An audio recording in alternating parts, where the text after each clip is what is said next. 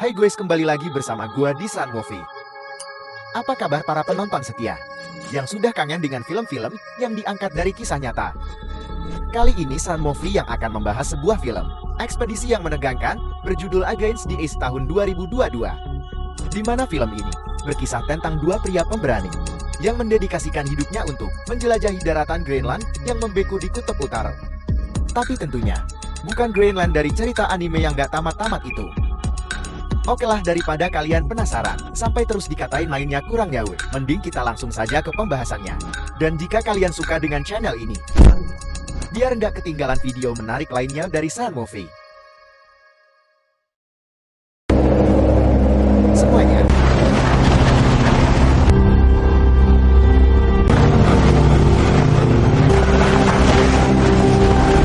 Film ini diawali dengan diperlihatkannya kepanikan seorang kapten kapal bernama Eidar yang sedang mengevakuasi rekannya yang bernama Jorgensen, di mana mereka sedang melakukan ekspedisi untuk mencari Slattery di wilayah Greenland pada tahun 1909 atas titah kerajaan Denmark.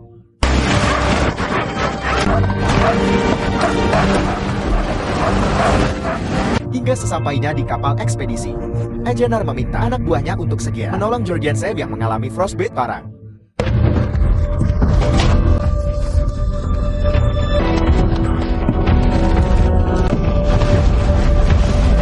Melihat frostbite parah di kaki Jorgensen, Egenar pun terpaksa harus mencopotnya.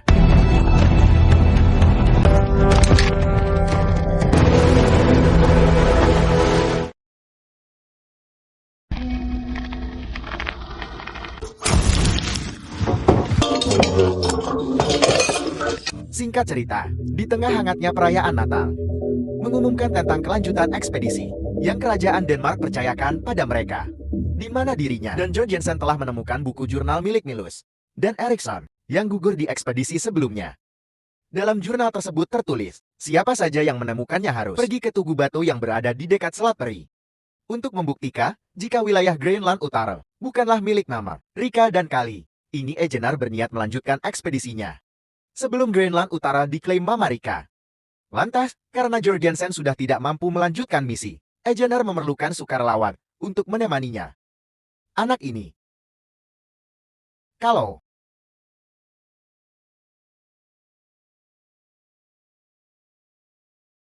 di keesokan harinya, karena tak ada sukarelawan yang bersedia, Iver si mekanik muda mengungkapkan kesediaannya untuk menjadi relawan dan menemani Kapten Egenar melakukan ekspedisi.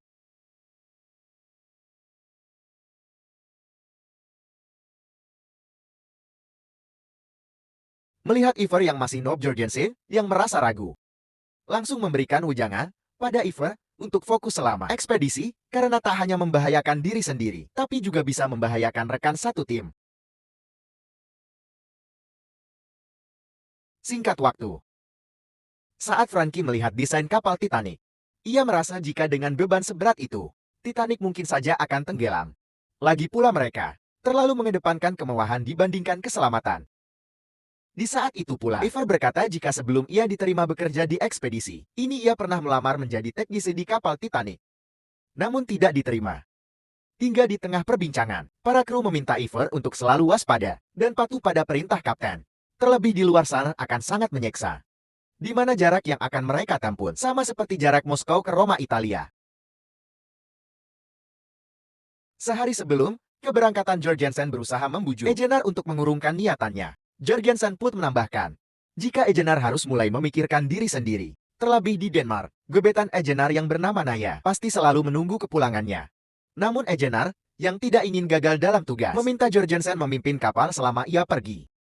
Egenar pun menambahkan, jika ia dan Ivar tidak kembali pada bulan Agustus, Jorgensen bisa memimpin para kru untuk pulang sebelum laut kembali membeku.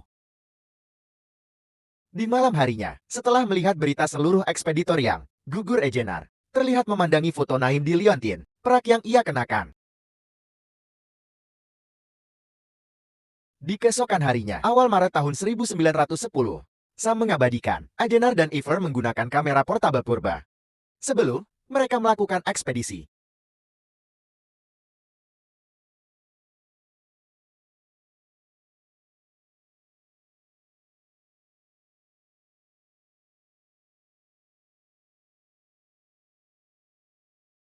Devi Oi.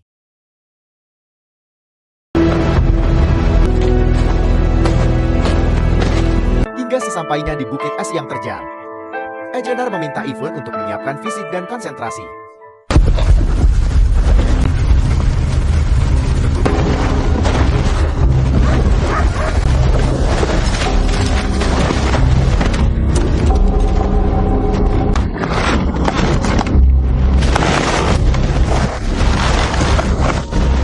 Akhirnya dengan usaha ekstra, mereka pun berhasil melewatinya. Lantas, karena hari mulai pun, Ejenar memutuskan untuk mendirikan tenda. Hingga di malam harinya, mereka yang kelelahan langsung beristirahat dan mengumpulkan tenaga untuk perjalanan esok hari. Singkat cerita, di hari ke-26, Ejenar kembali memastikan arah yang akan mereka tuju masih berada di jalur yang benar.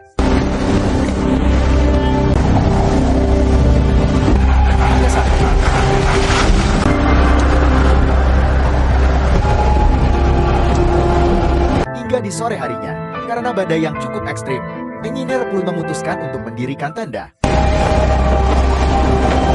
Di dalam tenda, Iver pun penasaran dengan jurnal yang Ejenar temukan bersama Jorgensen. Lantas Ejenar mengungkapkan, jika jurnal itu ia temukan di dekat jasad Willows yang terkubur salju di dalam gor.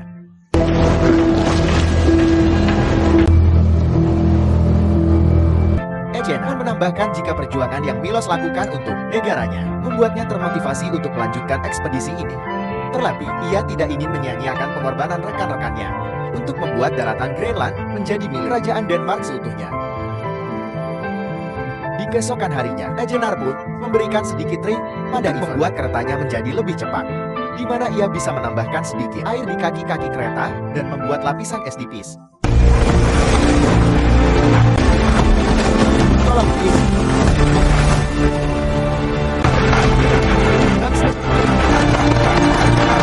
Sontak Iver pun kegirangan dengan kereta salju yang bisa melesat cepat, hingga di tengah freestyle belagu yang Iver lakukan. Ejenar memintanya untuk tetap fokus.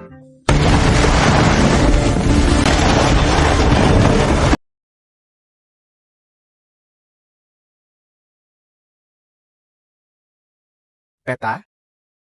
Akibat kebanyakan freestyle, kereta salju yang Iver kendarai harus membuih keretakan jurang.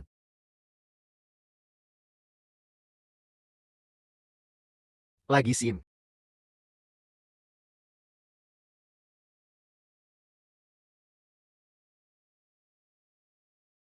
Setelah beberapa kaleng makanan raib, Iver yang panik berusaha menyelamatkan acu Alpha yang tergantung di bibir jurang.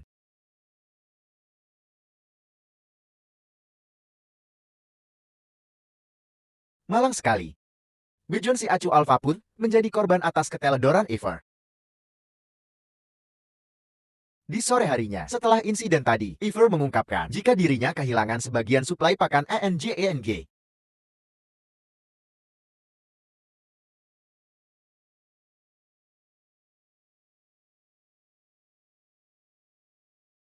Bangun-bangun ia. Di hari ke-48, Iver kembali menanyakan alasan sebenarnya Ejenar bersedia melakukan ekspedisi ini. Lantas Ejenar mengungkapkan, jika selain karena uang dan tanggung jawab, ia hanya ingin mematahkan usaha klaim Mamarika yang ingin menjadikan Greenland Utara sebagai wilayah mereka. Terlebih, jika mereka bisa membuktikan klaim Mamarika itu salah, mereka akan dianggap pahlawan bagi kerajaan Denmark dalam mempertahankan kedaulatan. Hap hap hap hap.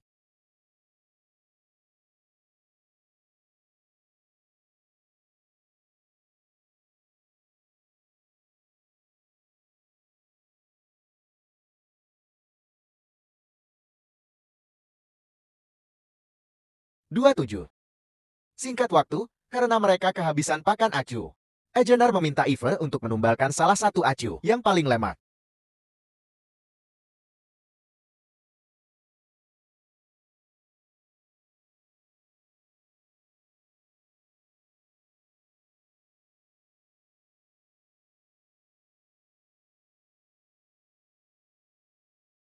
Di hari ke-84, Ejenar masih berusaha mencari tugu penanda yang ditulis di jurnal. Di saat itu pula, Evan, yang mengetahui perbekalan mereka, semakin mengajak Ejenar untuk pulang saja.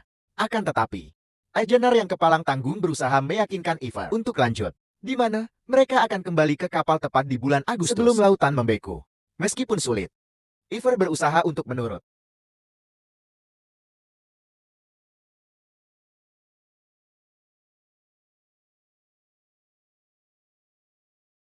Beberapa hari kemudian, saat Ivar kena mental, Ejenar pun terperangah saat melihat gundukan batu yang diduga sebagai tugu penanda.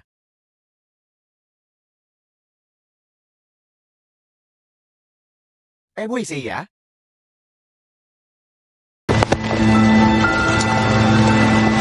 Dan benar saja, ini adalah tugu yang dibuat ekspeditor sebelumnya. Tak cuman itu, Ivar pun sembringah saat menemukan persediaan makanan yang ditinggalkan di tugu ini. Lantas dengan mata berkaca-kaca Ejenar meminta Ivar untuk membacakan surat ini dengan lantang.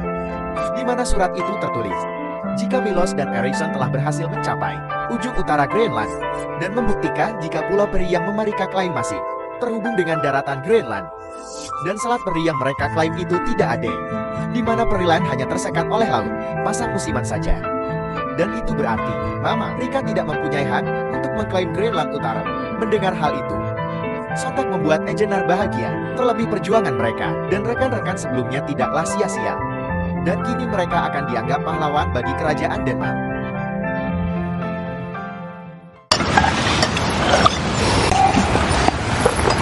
Sesaat kemudian, Ejenar pun berkata, jika kita tinggal pulang dan memberikan bukti ini pada kerajaan Denmark,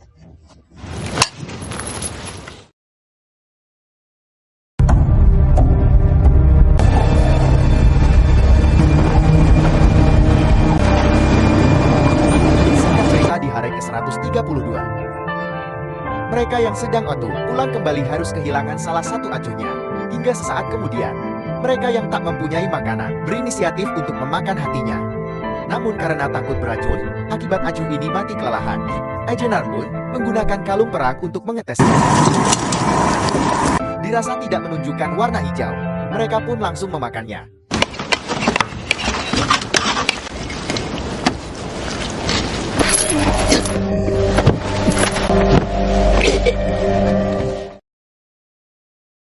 Di keesokan harinya, mereka pun membuang satu kereta salju yang mempercepat perjalanan.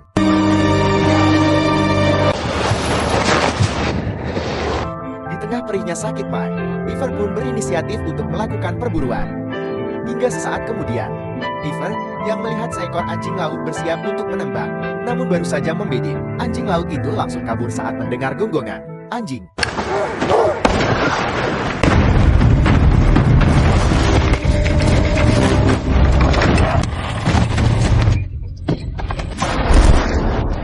Sontak Ivar pun panik saat melihat Ejenar diserang beruang kutub.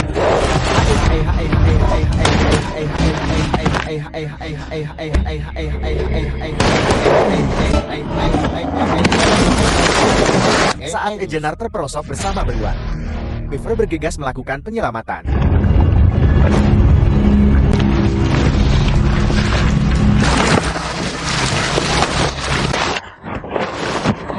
Untung saja Enyar pun berhasil selamat.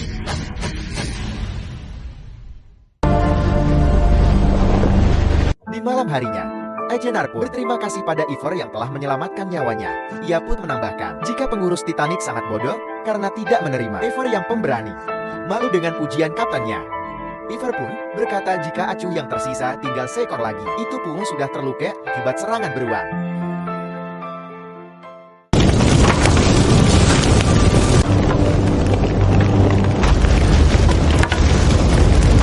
Keesokan harinya, Ivar pun kaget saat Ejenar membakar kereta salju yang tersisa. Namun Ejenar berkata jika ia sengaja melakukannya untuk mempercepat langkah, sembari mengeringkan mantalnya yang basah.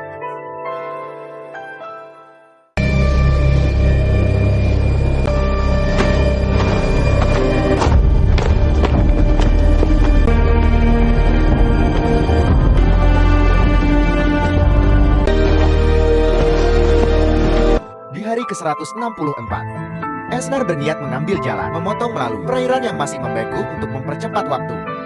Lantas untuk berjaga-jaga jika mereka gagal, Ejenar mengajak Ivar untuk membuat tugu penanda dan menyimpan jurnal yang mereka bawa.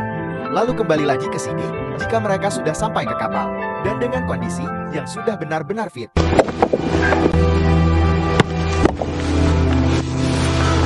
Setelah membuat tugu penanda, Egenar dan Iver bergegas melanjutkan perjalanan, menembus perairan Membeko dengan resiko yang tinggi.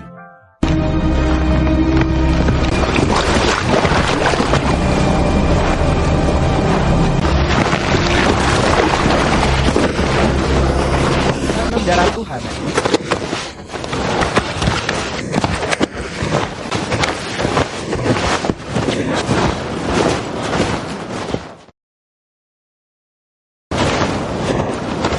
Astaga, sialkan. Hingga setelah beberapa hari berjalan sekat, mereka pun bahagia saat melihat keberadaan tiang kapal. Namun saat didekati, mereka pun shock parah saat menyadari tiang kapal menancap di atas bukit, dengan kondisi kapalnya yang sudah hancur. Di tengah kebingungan, mereka pun bergegas mendatangi dua pondok yang krunya buat dari badan kapal.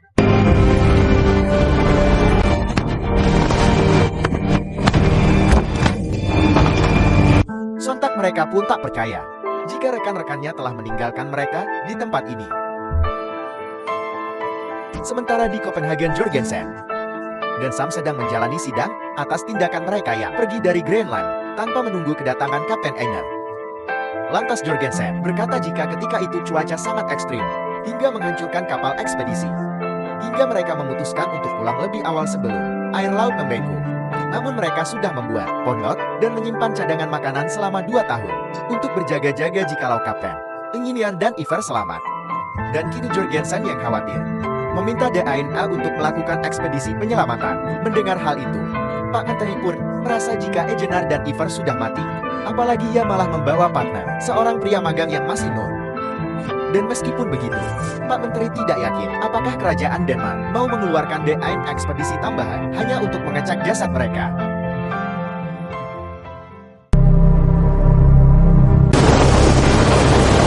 Di hari ke-242, Egenar mengungkapkan jika persediaan makanan ada di sini cukup untuk 2 tahun. Ia pun meminta Iver untuk tetap berharap kapal jemputan Denmark akan segera datang.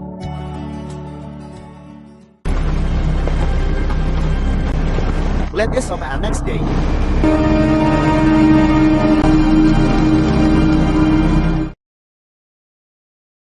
Singkat waktu, sambil nongkrong di atas bukit, Iver pun merasa jika pihak Denmark sudah mengira kita sudah mati. Namun Egenar meminta Iver untuk terus berpikir positif dan menjaga kewarasan selama kita berharap. Karena sebenarnya berharap itu lebih melelahkan dibandingkan dengan kita berusaha sendiri. Sekembalinya ke pondok untuk mengusir rasa sepi, Iver, teknisi handal, berusaha memperbaiki pemutar musik yang rusak.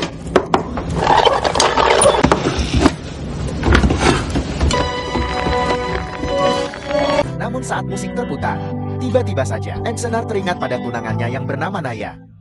Karena semuanya aku telah menunggu.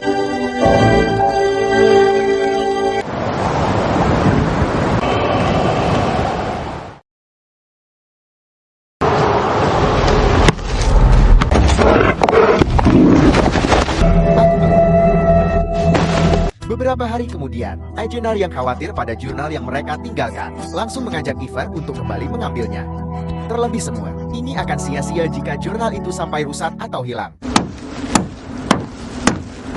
Hingga saat akan pergi, Iver menyarankan kaptennya untuk meninggalkan catatan di pondok, guna berjaga-jaga jikalau bantuan datang ketika mereka pergi. Namun Egenar berkata jika hal itu tidak diperlukan, mending kita bergegas dan kembali ke sini.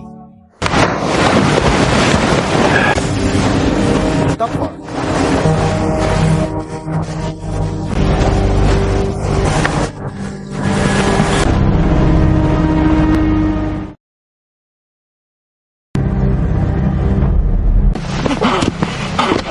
Hingga di hari ke-439, Egenar pun panik saat tugu penanda yang ia buat telah roboh. Namun untungnya jurnal yang ia simpan baik-baik saja.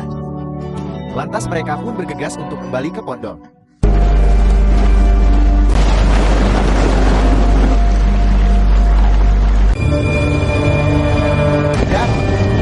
Singkat cerita, 1 bulan kemudian, mereka pun akhirnya kembali ke pondok. Namun di saat itu pula, mereka pun heran saat melihat pintu yang terbuka. Oh my God. Tunggu Sue. Rupanya selama mereka pergi, pondok ini didatangi pelaut. Ya kata Aing juga apa. Namun meskipun kesal, Iver tidak berani memaki-maki kaptennya yang blunder dan melewatkan kesempatan mereka untuk selamat. Tak ada ya.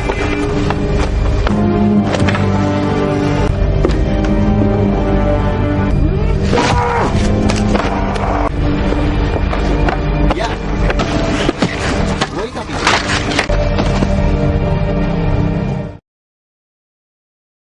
Singkat waktu Jorgensen kembali membujuk Pak Menteri untuk mencari ajar.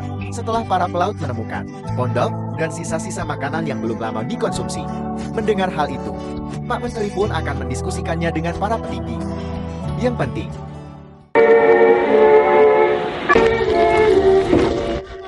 kembali ke pondok. Iver berkata jika kita telah merayakan 2 kali Natal di tempat ini, namun meskipun begitu, Ajenar pun meminta Iver untuk tetap menikmatinya hari ini.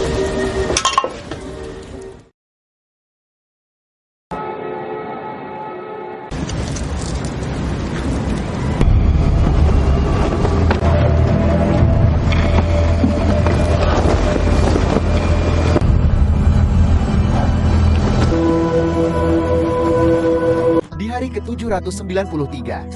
Engineer seakan tidak percaya saat melihat balon udara caut yang melintas. As. Lord.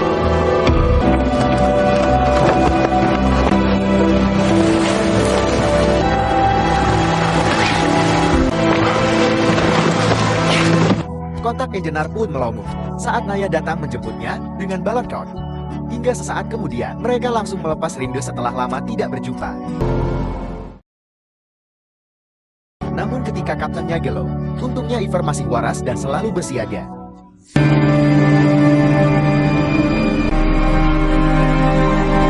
Semua next to do this way. Yo.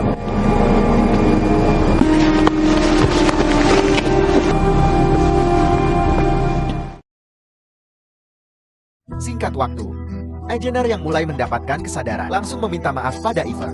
Karena akhir-akhir ini dirinya sering mengalami halusinasi. Namun Iver tidak terlalu mempermasalahkannya dan mengajak kaptennya ini untuk sarapan. Namun di saat itu pula, mereka pun panik saat mendengar suara aneh dari luar.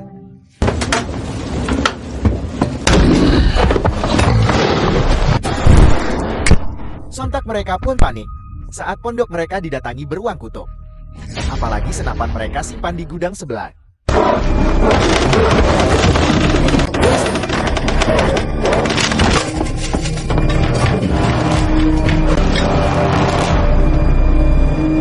Masih beruntung, beruang ini tidak terlalu lapar untuk bisa merangsek masuk ke dalam pondok.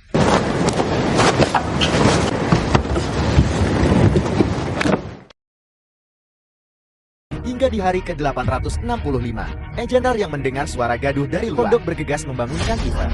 Terlebih ia merasa jika si beruang kutub kembali datang. Namun kini mereka yang hanya mempunyai 1 peluru. Meminta Iver untuk tidak meleset.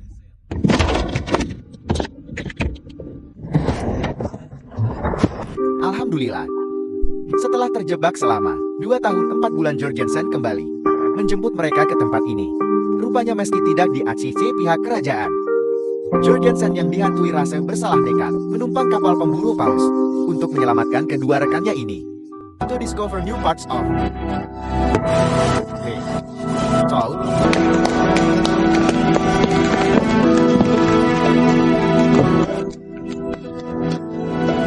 Dan kini kabar selamatnya. Ajenar dan Iver langsung menggemparkan masyarakat Denmark. Belum lagi kabar jika Greenland Utara masih satu kesatuan yang utuh. Singkat cerita, hari deklarasi pun digelar. Di saat itu pula, Ajenar dan Iver bersiap untuk tampil di muka umum. Lantas, sambil menunggu pidato, Iver memberitahu jika selama kita terjebak di Greenland, kabarnya kapal Titanic tenggelam di Samudra Atlantik. Ia pun merasa beruntung ditolak kerja di sana. Karena kini, ia bisa menjadi pahlawan bagi kerajaan Denmark. Namun Ajenar berkata jika akulah yang sebenarnya beruntung. Karena jika tidak ada Iver di sisinya, aku tidak akan pernah ada di sini. Hingga di tengah perbincangan, Ajenar pun melongo saat melihat kedatangan Naya.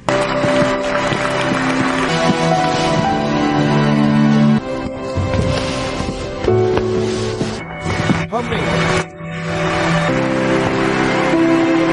tengah hangatnya suasana, Pak Menteri langsung menyambut Ejenar dan Eva, yang telah menjadi pahlawan kedaulatan bagi negaranya.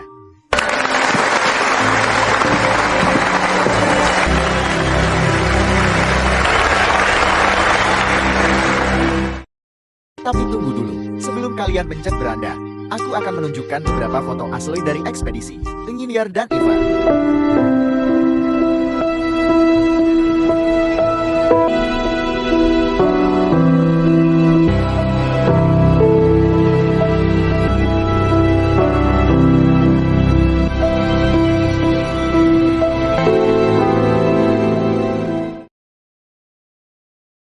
Bagaimana sangat inspiratif dan menegangkan sekali bukan? Kalau Edgar dan Eve yang bilang mainnya kurang jauh bro, patutlah kalian minder. Tapi kalau yang ngomong cuman modal semori, peduli apa? Tak ada yang perlu dijelaskan lagi, karena semua sudah jelas. Dimana Peri bukanlah pulau yang seperti Mama Rika bilang, melainkan daratan yang saat ini dikenal sebagai Periland, yang berada di wilayah Greenland Utara. Namun kabarnya, saat ini Greenland ingin menjadi negara yang berdiri sendiri. Ini saja review dan pembahasan film Against the Ice 2022. Jangan lupa like, share, dan subscribe supaya kalian tidak ketinggalan jika ada video menarik lainnya dari Sakahyang. Thanks for watching and see you on next video. Bye-bye.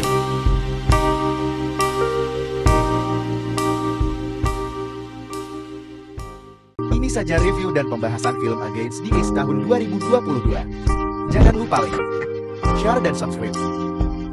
Thanks for watching and see you next video. BB.